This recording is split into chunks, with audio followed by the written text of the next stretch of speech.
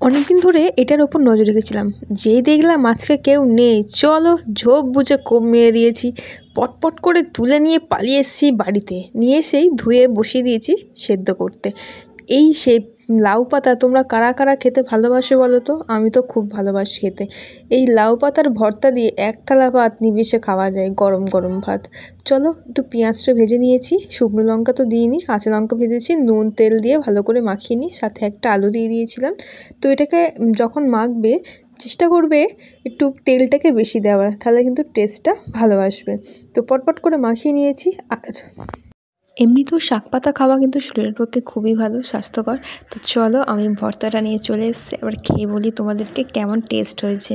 এটা প্রথমে একটু ভাতে মাখিয়ে নিলাম, নিয়ে এবার খেয়ে বলছি তোমাদেরকে। আমার মুখটা দেখে তোমরা বুঝতে পারবে যে কত টেস্টি হয়েছে খেতে। এটা জাস্ট বলার কোনো ভাষা নেই, অসাধারণ এক কথায়।